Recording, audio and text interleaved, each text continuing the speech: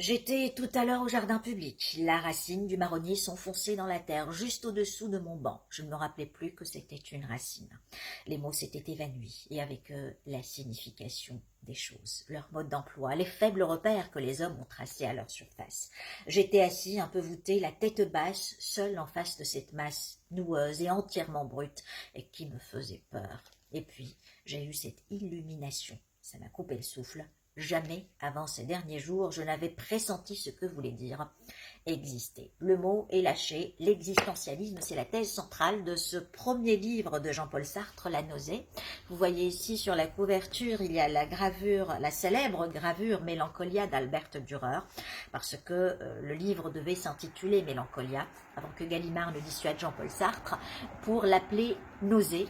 Et c'était plus approprié, plus opportun, parce qu'il s'agit d'une nausée ontologique. Ce qu'éprouvait Antoine Roquentin, le protagoniste de ce roman, était une révulsion, une répugnance ontologique.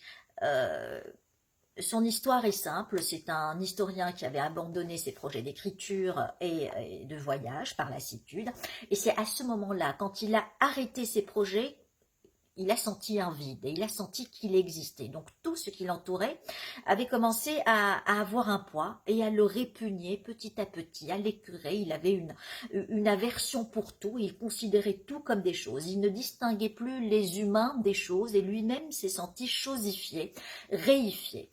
Et cette nausée, ce haut-le-cœur a commencé à se dissiper et cette vacuité qui le consumait a commencé à se colmater quand lui-même a pris la décision de s'établir à Paris et de commencer le projet d'écriture d'un roman qui l'intéresse, qu'il invente lui-même.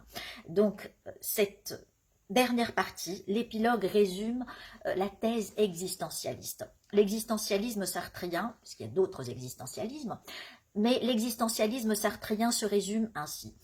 L'existence précède l'essence. Nous existons et c'est nous qui décidons de ce que nous allons être. C'est nous qui façonnons notre vie. C'est l'être humain qui choisit ce qu'il doit être. Il a le libre arbitre sur tout. Et il n'est pas prédéterminé par une quelconque idéologie philosophique ou théologique ou religieuse. Il est libre et il est le seul responsable de ce qu'il est et de ce qu'il devient. Il y a aussi une autre thèse importante philosophique, c'est la contingence. Le contingent, dans l'acception philosophique, c'est ce qui est et ce qui ne peut être. Quelque chose qui peut arriver et qui aurait pu ne pas arriver. Et c'est ce qui a troublé Antoine Roquentin.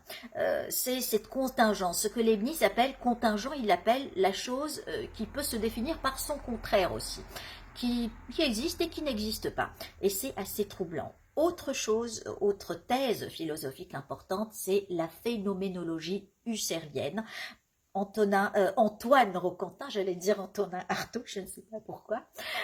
Donc Antoine Roquentin voyait les choses brutes, émancipé de tous les présupposés, de tous les poncifs, et c'est ce qui lui a donné la nausée. Et c'est là où il a commencé à confondre toutes les choses parce qu'il avait un regard neutre sur les choses. Il y a aussi une autre thèse très importante, philosophique aussi, parce que vraiment c'est un concentré philosophique, ce livre, merveilleux. C'est un de mes livres de chevet aussi. Alors, je disais donc, c'est la quatrième thèse philosophique importante de ce livre, c'est le Dasein de Martin Heidegger. Ça veut dire être présent là. Et vous l'avez certainement éprouvé un jour, le fait de sentir que nous existons est assez troublant. Donc voilà, je vous conseille de lire ce livre. Bon, il n'est pas très jovial, mais il est très profond philosophiquement et je suis certaine que vous allez, après sa lecture, vous serez transformé, vous aurez un autre regard plus profond sur la vie, sur l'existence et sur l'absurdité de la vie. Très bonne soirée à tous et bonne lecture.